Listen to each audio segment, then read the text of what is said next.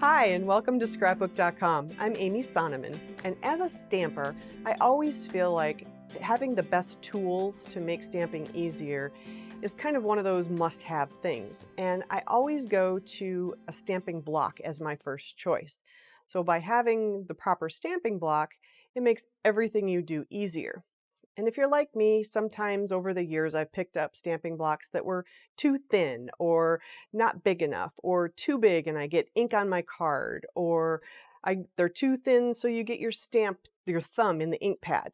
So over the years we've kind of tried to gather all of our knowledge, and as we've created our own line of acrylic blocks, we've put all of those tips and things we don't like and things we do like into our acrylic blocks, which I'd love to share with you.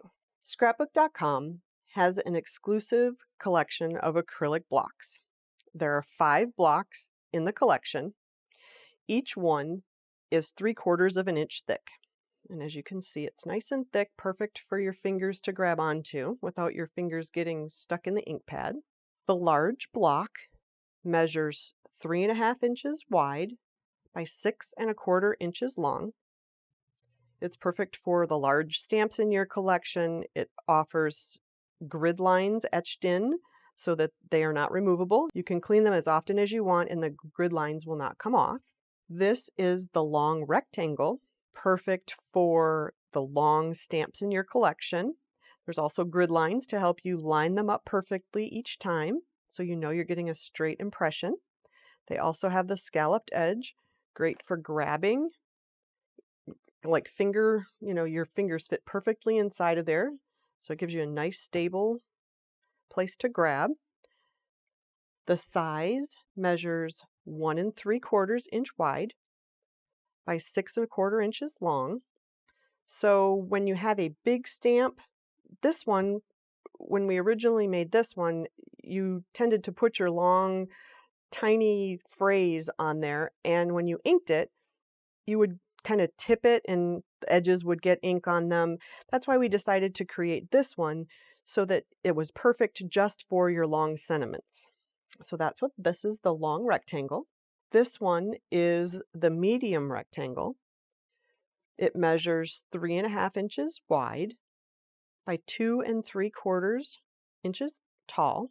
Again, it's a 3/4 inch depth, so there's lots of room to grip.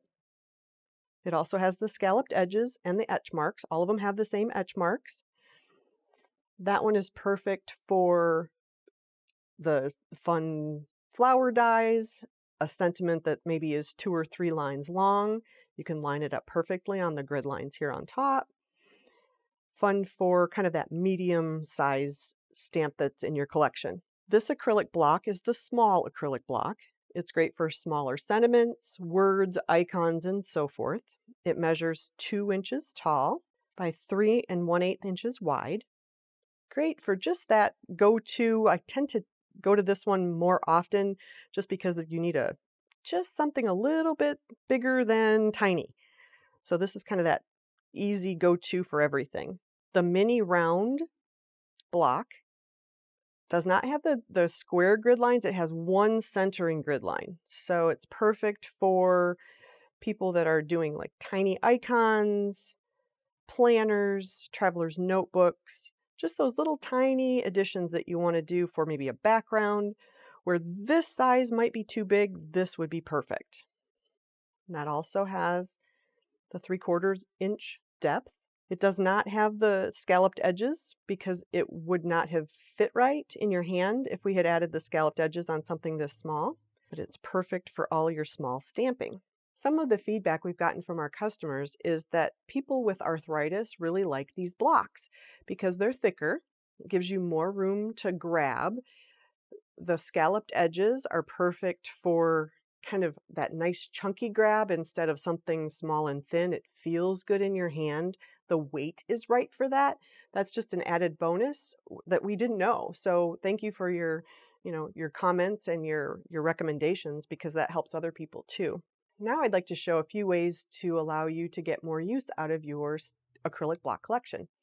Not just for using with clear acrylic stamps or foam mounted stamps, but just a few little tips and tricks, a little cleaning technique, and so forth. So stay tuned. One of the techniques that you can use with the acrylic blocks is the ink smooshing technique. And this round one I've found is so fun for making polka dots on paper. And I try different kinds to kind of see what works and what doesn't. I'm going to add a little water to it and smush. Let it sit for a minute. It just kind of makes fun polka dots. You can make them nice and dark. You can just do splotchy. Let's add some more. Because who doesn't love polka dots, right? Add a little water. Take it off the paper. Add some more water just to see the effect we get. How fun. Let's do a few more. Let's do with less water and see what that does.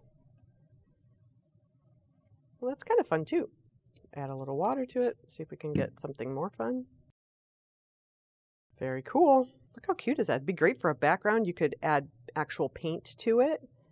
Once your polka dots have dried, we can then add splatters. The one tip that I want to share is when you put ink on your acrylic block, one side is etched with the grid lines. No matter which one you see, you can kind of feel it. I recommend adding your ink or your paint and so forth on the side that's not etched, because the paint can get inside of the etched lines. It's not harmful. It's not going to hurt anything. But if you want to keep your blocks nice and new and pretty, always add your whatever you're using, ink or paint or whatever, to the side that's the smoothest and not etched. So that's just a little tip that I like to share as well, because when you get your paint inside of the grid lines, you're like, oh, that's a bummer. Now we're going to add a few little black splotches or splatters. We're going to take some Tim Holtz black distress ink, add it to the wrong side of the block, okay, the side that's not etched. We're going to add a little water. Take our Nouveau paintbrush and we're just going to kind of get it nice and wet. We're going to take our paintbrush and we're just going to flick, just for some fun spots all over your card. Now, I recommend doing this with a splatter mat underneath, a splat mat or some sort of mat that's wipeable, because it will get on your table, it will get on your clothes, so be cautious. The other thing I want to share is care and cleaning of your acrylic blocks. Water-based inks are easy to get off of your acrylic blocks, off your table, off of your splat mat, and so forth. But some inks are a little more tricky. While we were doing some product testing, one of our writers, Jen, and I were in the lab and we were doing a little bit of product testing, and we noticed that the blocks were not coming clean, and we decided, well, let's see what works. So one of the things that worked well was the Archival Ink Cleaner by Ranger. It's a multi-purpose cleaner. It's acid-free, non-toxic, and it has this great dabber on top. So you take your ink, and we left ink sitting on these to test so that we could show you today in the video. So you're just going to take your dabber and you're going to go ahead and scrub it, and look how nice that comes off. Okay, but if you're stuck and it's 11 o'clock at night and you're stamping and you can't find the archival ink cleaner, plan B would be to use your jumbo bottle of hand sanitizer. And you have hand sanitizer, you know, in your purse or wherever, hand sanitizer works as well. So what we're going to do is we're just going to take a little squirt of hand sanitizer and we're going to put it on the ink, and we're also going to rub that off. Look at how nicely that comes off. Okay, so I did something that I told you not to. So do as I say, not as I do. And I don't know if you can see where we put the ink. I actually added the ink to the top where the etched lines are. And let's see if we can see this.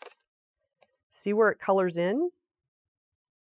Do as I say, not as I do, because I wanted you to see that your lines will fill in when you ink on the top side, which is fine. It's not a big deal. It's not going to hurt it or harm the integrity.